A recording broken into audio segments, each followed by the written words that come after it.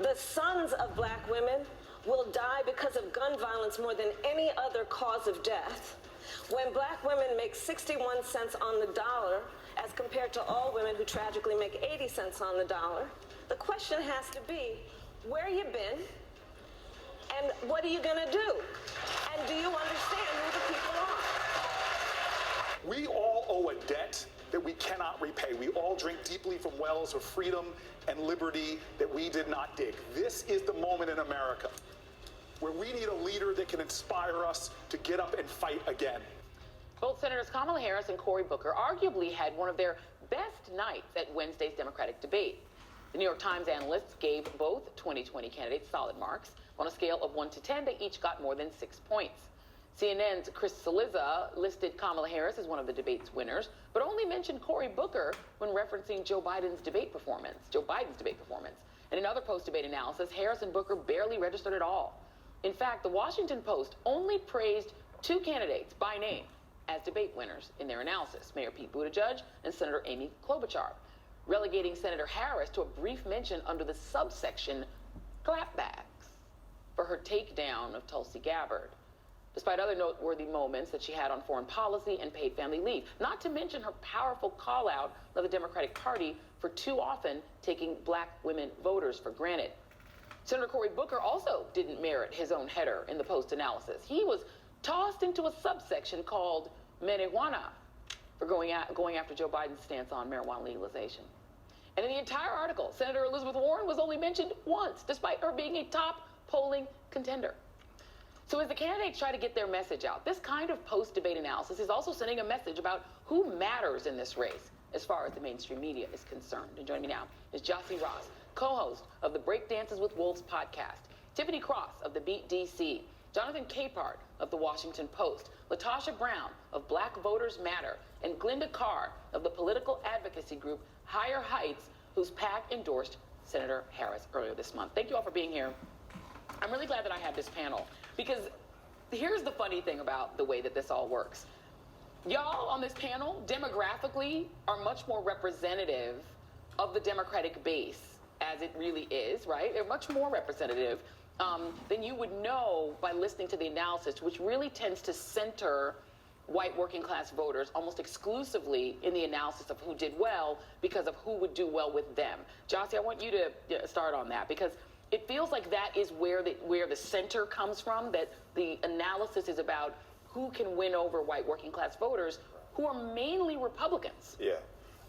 You know, we see this pretty much every single election cycle, this rush to the middle.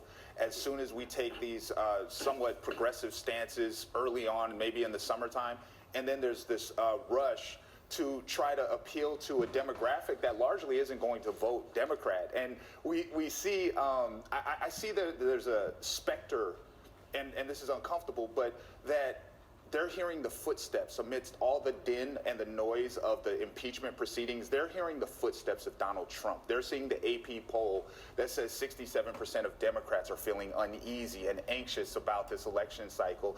And they're also seeing the Siena New York Times poll that says that Donald Trump is testing very, very well against three of the four potential candidates in battleground states, and they're getting nervous. So they're rushing to the middle to get that white working class voter and ignoring us.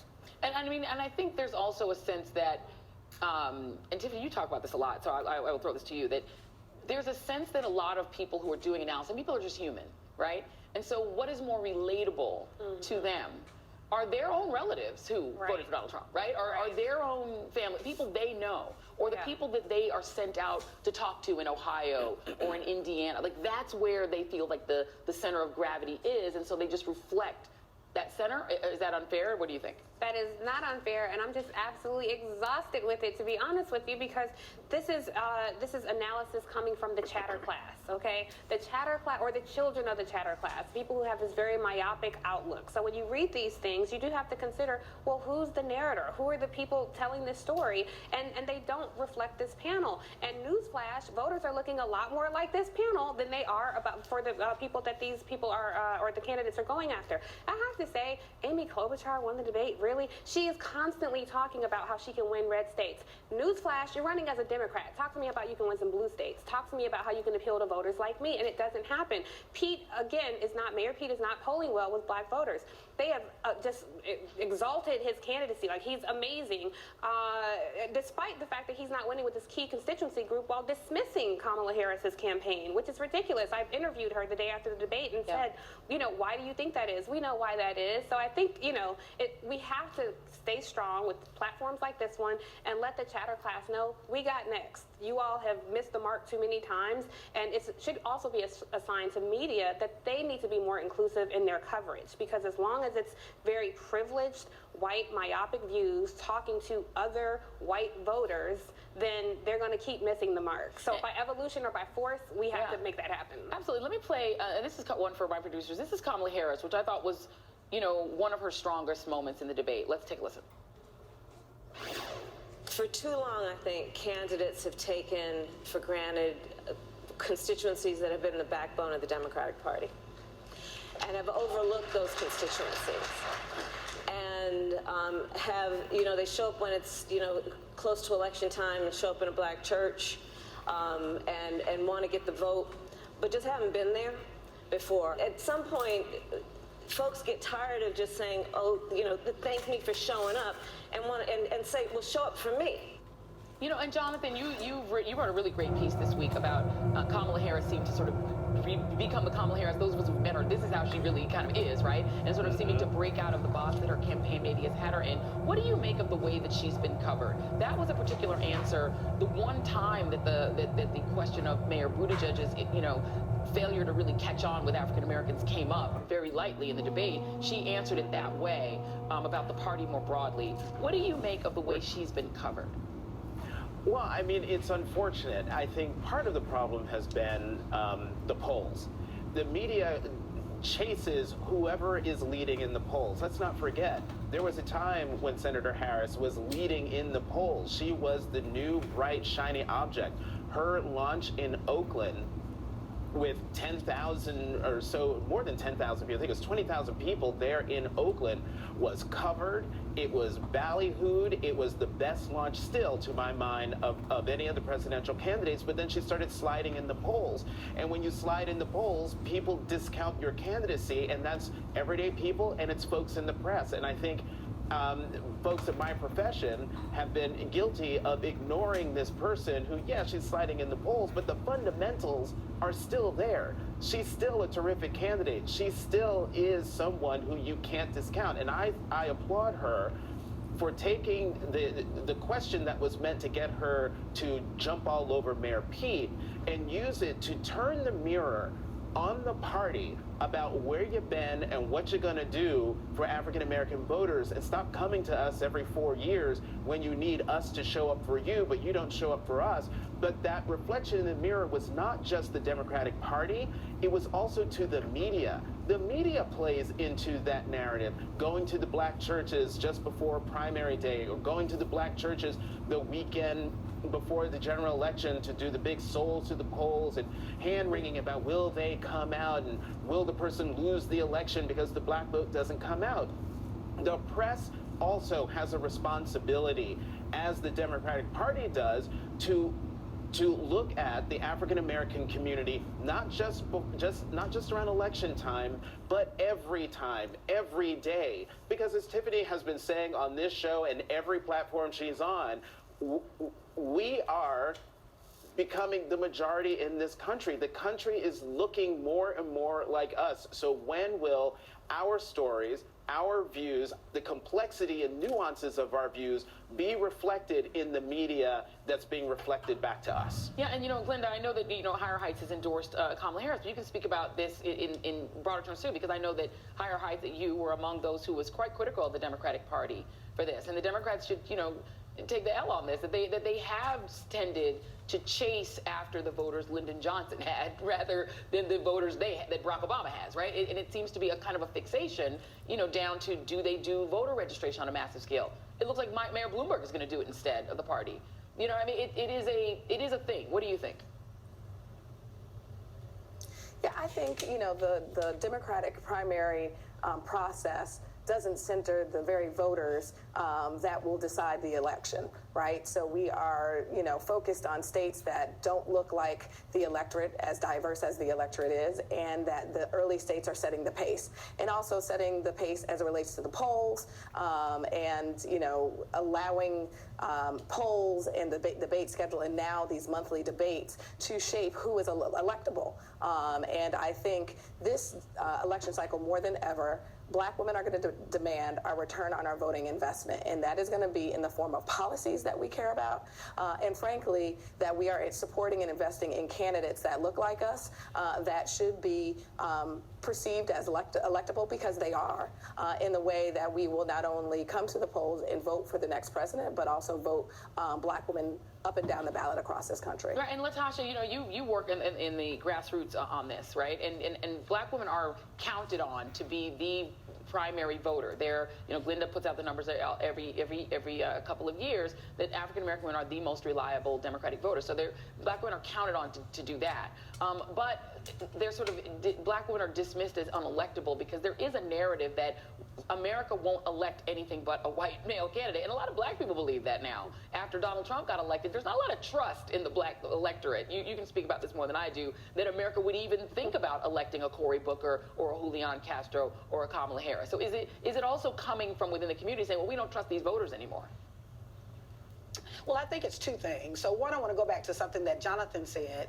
Jonathan talked about and alluded to when Kamala Harris was doing really well, when she just jumped out. But if you look at what the papers were saying, while there was a lot of excitement about her campaign, I saw very few headlines that said that she was a forerunner, right? And so, matter of fact, most of the headlines were saying I call them the B-boys. It was Biden and Buttigieg and Beto at the time. And although there was a lot of excitement around her campaign, they did not cover it, nor did they frame it as if she was a viable candidate at the time. And so I think we've got that backdrop where the media is also feeding this particular narrative. And I do think that historically, we have had in this country this idea that, this particular election, we just need this white male candidate to save us. And I think ultimately we're asking the wrong question. If the question is being driven by this idea of who can beat Trump, that's one piece, but I don't think that that's the question. The question is who will inspire and motivate voters. 45% of the population in this country are not actively voting. What Barack Obama was able to do was he was able to build this broad-based coalition and excite and ignite the base. And that's what we're looking for, that as the electorate shifts and change, we're looking for candidates that reflect our interests. And that's ultimately, I think, the question that's going to drive Black voters. Yeah, let me really play the other person, I think, who's gotten fairly well ignored in the campaign, and that is Cory Booker. And this is what he had to say this week. Oh, it's full screen. I'll read it. So Huffington Post, he said he talked about being a Rhodes Scholar as well, because he is also a Rhodes Scholar, as is Pete Buttigieg. Huffington Post searched mentions in U.S. publications for 2019, finding that news outlets cited Buttigieg's Rhodes Scholarship 596 times, but Booker's only 79 times. They're both very educated. Julian Castro's obviously a very educated candidate. Yeah. Tiffany, they don't all get, and they're all really smart. Like, this is the whole thing. I mean, they're all smart people, but they're not all spoken about the same way. Look, this is just the truth. Watch whiteness work. This is literally how media operates, and it is incredibly frustrating. I'm at the point where we got to call a thing a thing. And when you look at that, when newsrooms look at that, when decision makers look at that, how do they see this slate and not see anything wrong? They can see a panel of all white people. They can see a slate of programming of all white people and don't see the gaping holes. They don't see that you are losing voters, you are losing viewers, you are helping to dumb down an American electorate and further drive wedges in this country. I also want to just say, if I could be the president of the Latasha Brown fan club, I would. I'll be co-president. When I say she preaches, she's doing the work, and I had a chance to speak with Latasha when she was at Harvard, and she made a good point about asking voters to be inspired, but Latasha also speaks to inspiring voters in a different way and telling Black voters who have so systematically been kept out of this process that you matter. You can be the architect of what this democracy looks like. And the the work that she does, it's not always a federal campaign. She's getting people elected at the local level and the state level. And so even on social media, when people are saying, man, we're losing, she'll say, well, where do you get that from? Here are all the candidates who won at a lower level. So if you don't know Latasha's work, please get to know her, because she is saving democracy. The country owes Latasha a debt. So I just had to say that. No, and I agree with that. I'm going to let Latasha speak to the fact that there's also this idea of what states are winnable, because you have candidates running against Lindsey Graham, running against Mitch McConnell, including one African American and one woman running against Mitch McConnell. We have a black man running against Lindsey Graham. But people write off these southern states as unwinnable, forgetting that Alabama ever happened. Your thoughts? Absolutely. And one, I just want to thank my sister Tiffany, who I always am interested to hear what she has to say, because she grounds her comments in what she really believes. And so ultimately what I think is, when we're looking at what is possible, right? Nobody thought that Alabama was possible. I remember when the Alabama election happened, I had a reporter to call me the day before the election to get a quote from me about why there was going to be low black turnout. Of course, I told him to call me the next day, and I never heard from him again. But also, when you're looking at these recent wins, if you're looking at what happened in Kentucky, if you're looking at what happened in Virginia, if you're looking at what happened into Louisiana, Louisiana is a deep red state that was able to retain a black governor primarily because of the high black turnout. Yeah. Right? And so we have to look at the possibilities of what does it mean that we've got to do the work on the ground and really be able to speak and connect to those voters that really going to make the difference. We, the people, if we're looking in this idea of American democracy, we've got to say democracy. It won't be the Democratic nominee. It won't be the Republican nominee. That even within politics, even Congress has not demonstrated the kind of courage that says that they really believe in democracy. That's why we, the people, have to really shift this paradigm of doing the work. It's going to take us and our turnout and the work we do on the ground. And Glenda, it's going to take voter registration. I know I harp on this constantly, but isn't that what's missing in this whole equation? People willing to spend real money, not on TV ads, but on voter registration. Yeah, I mean, we need to invest in black women, in voters in general, from the beginning of their entry point into democracy, which is registering them to vote, but then also don't knock on our doors 15 days before you need us to come out.